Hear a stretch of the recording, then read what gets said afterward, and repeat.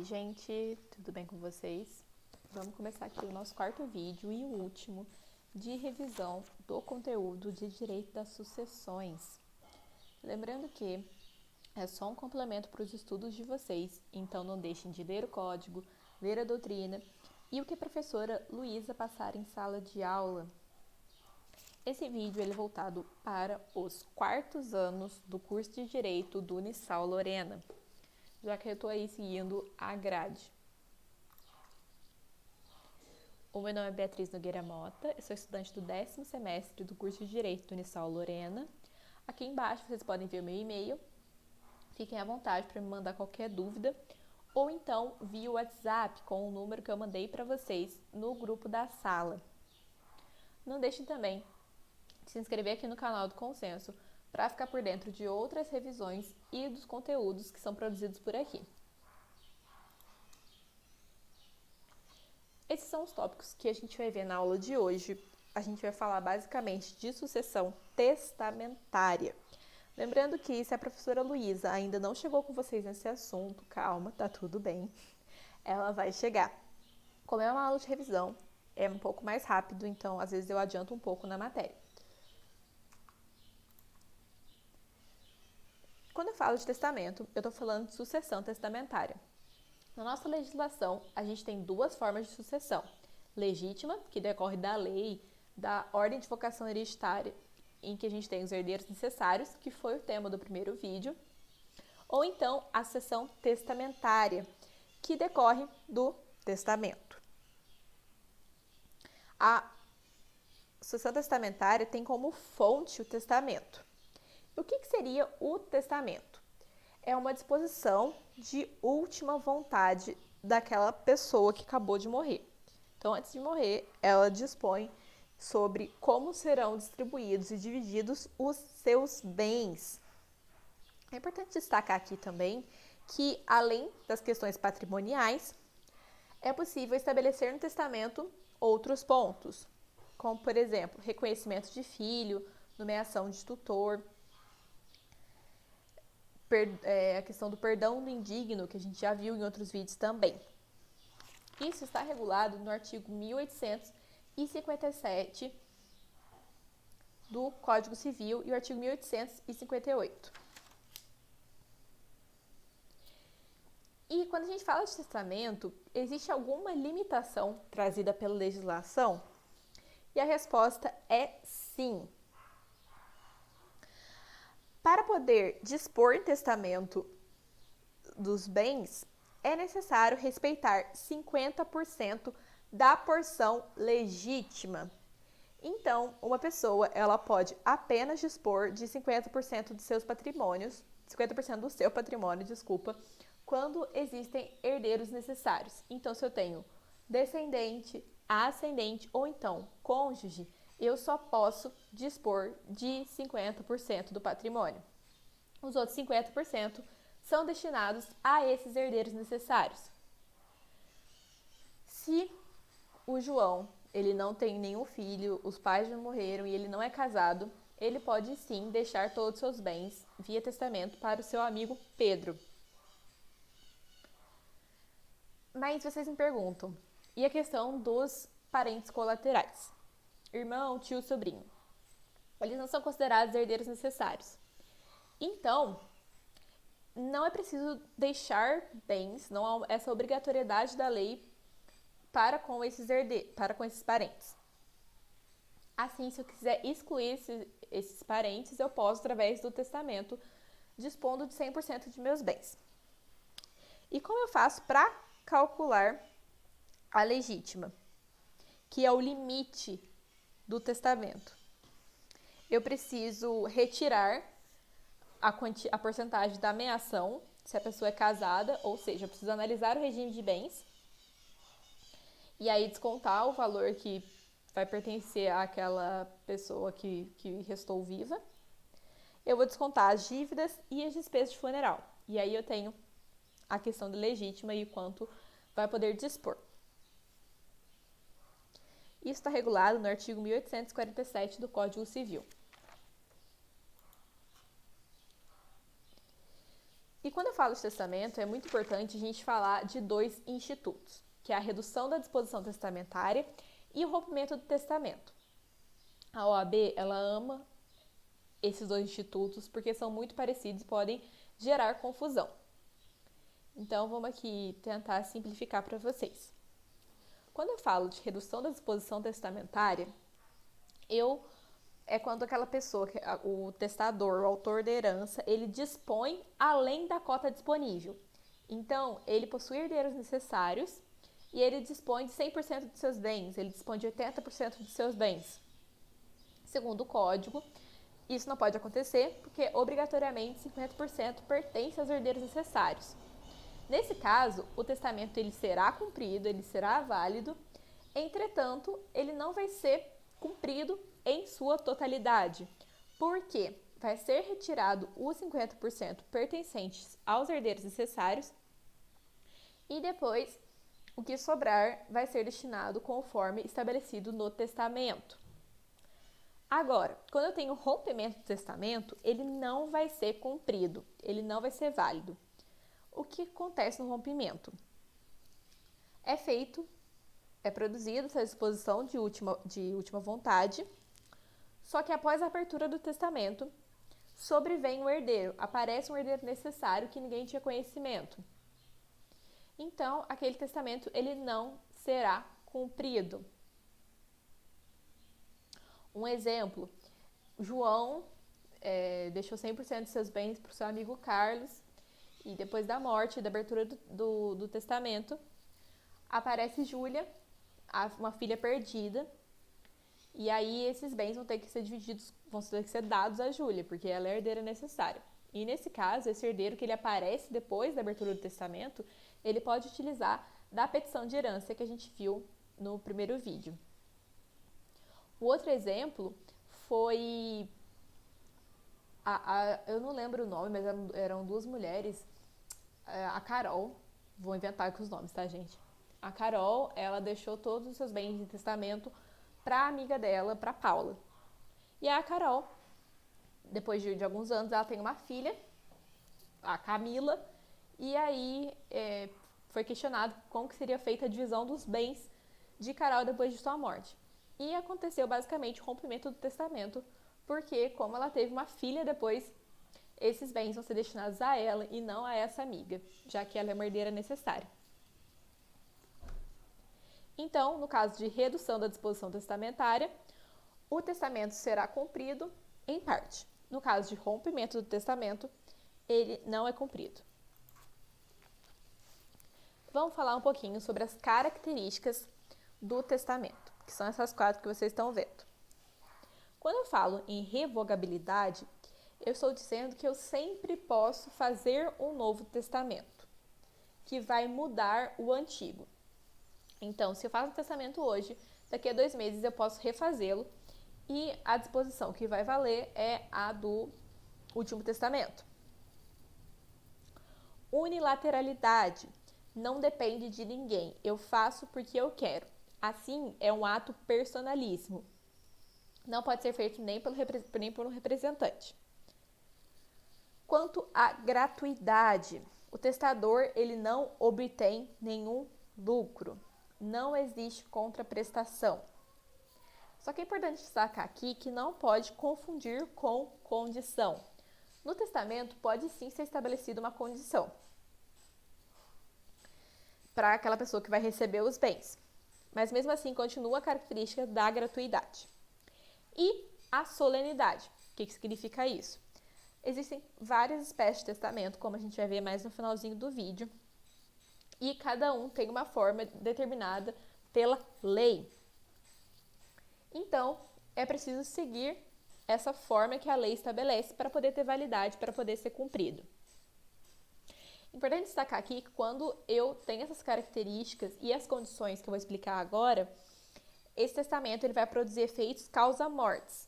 Ou seja, com a morte, todas as disposições presentes vão ser aplicadas. E o testamento torna-se irrevogável e definitivo. E quais são as condições que a nossa legislação traz? Capacidade testamentária, que é a ativa e a passiva, E a observância das formalidades. Como eu disse, se a lei estabelecer como deve ser feito, o testamento deve ser feito daquela maneira. Importante destacar aqui também que, para ser cumprido o testamento, não pode ter ocorrido a deserdação, como a gente já viu também em outros vídeos.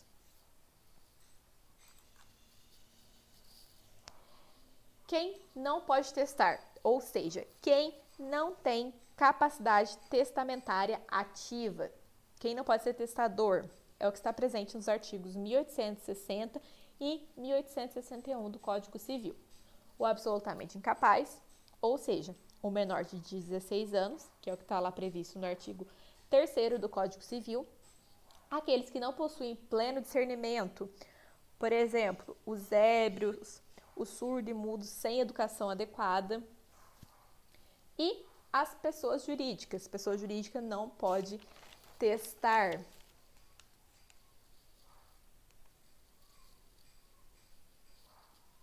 E essa capacidade testamentária ativa, ela é analisada no momento da feitura do testamento. Então, quando estou lá redigindo o testamento, que eu estou cumprindo as formalidades, eu preciso aferir se existe a capacidade testamentária ativa.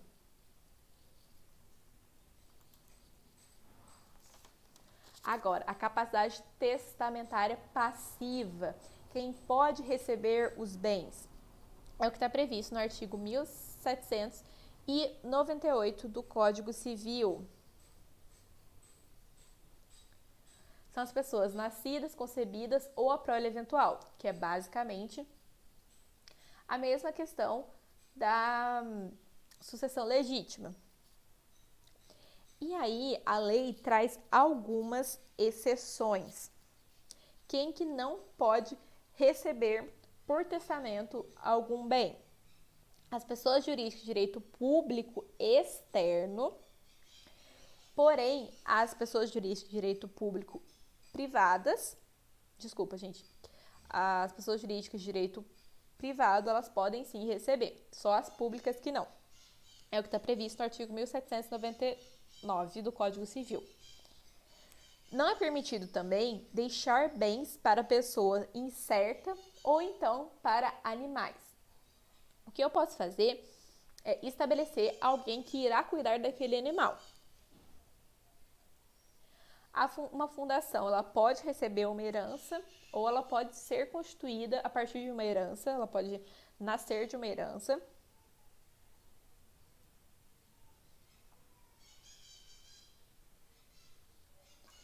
Os relativamente incapazes, eles podem receber herança no geral, mas eles não vão receber de certas pessoas.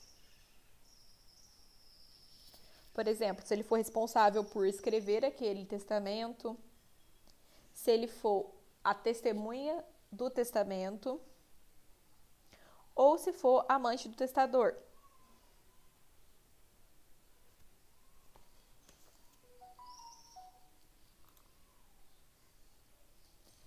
Vamos falar um pouquinho agora sobre as espécies de testamento. O testamento público, ele está previsto no artigo 1864 do Código Civil. Ele é feito por tabelião em cartório. Lembrando que nesses casos a gente tem o que a doutrina chama de fé pública, que o que aquele tabelião ele redigir vai ser considerado coerente, correto e legal. A pessoa ela vai até o tabelionato, ela vai até o cartório e ela diz qual que é a sua vontade. E o tabelião ele vai reduzir a termo, ele vai escrever o testamento daquela pessoa.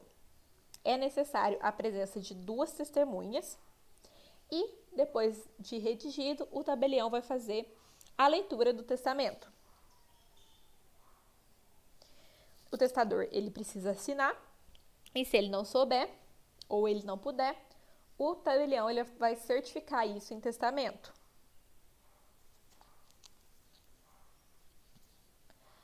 Agora, o testamento cerrado, também chamado de místico ou secreto, que está presente no artigo 1868 do Código Civil. É aquele testamento em que ninguém tem acesso, que só vai ser aberto quando o testador morrer. É o próprio testador que faz ou pede para alguma outra pessoa fazer.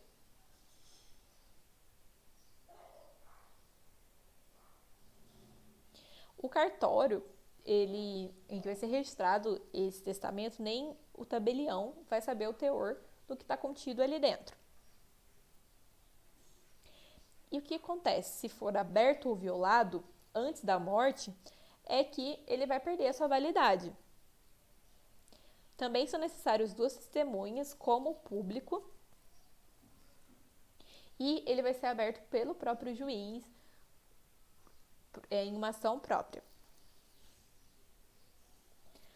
Agora, o testamento particular, que é também chamado de aberto ou hológrafo. Nesse caso, são necessários 3 testemunhas, o que difere dos 2 primeiros.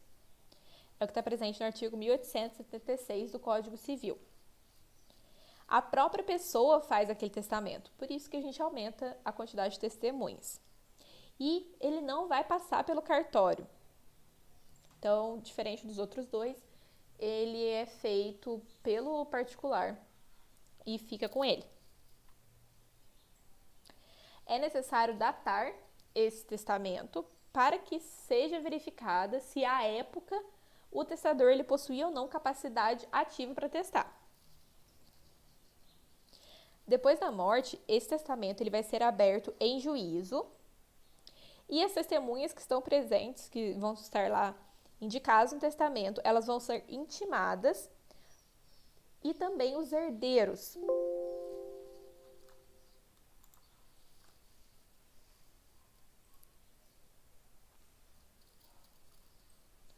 Agora vamos falar um pouquinho sobre o testamento marítimo ou aeronáutico.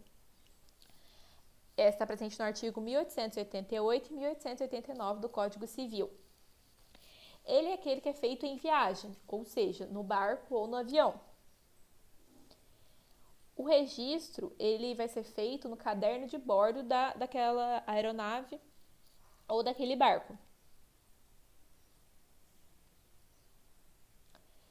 E aí o que acontece? Esse testamento ele é feito por uma situação de urgência, ele é mais rápido e ele vai caducar em 90 dias. Por que isso? Porque tem esse prazo, é o único que tem prazo. Porque se a pessoa está numa viagem, ela faz esse testamento e ela não morre, isso significa que ela pode fazer o testamento pelas outras formas legais. O marítimo aeronáutico é assim, a última hipótese quando não tem mais nenhuma opção mesmo. Então, se em 90 dias aquela pessoa ela não morrer, ela deve fazer um novo. Foi que a gente conversou sobre a característica da revogabilidade. E por último, eu tenho o testamento militar, que está presente no artigo 1893, que é apenas para os militares, não pode os civis confeccionarem um dessa espécie. Ele pode ser feito de forma pública ou de forma cerrada. E ele também vai caducar em 90 dias. E aí, a gente volta na questão do marítimo e do aeronáutico, que vai ter que ser feito pela forma regular da legislação.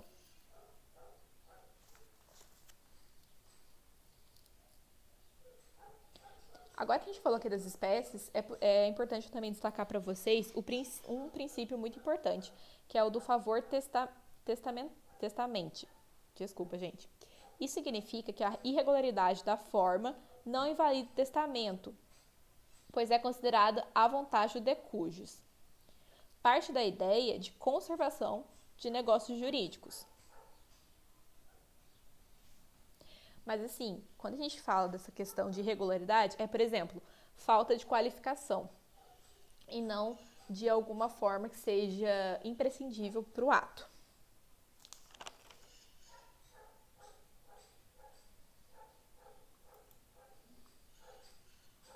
Bom, gente, era isso que eu queria conversar com vocês. Se vocês tiverem alguma pergunta, é só entrar em contato comigo por e-mail ou então pelo WhatsApp.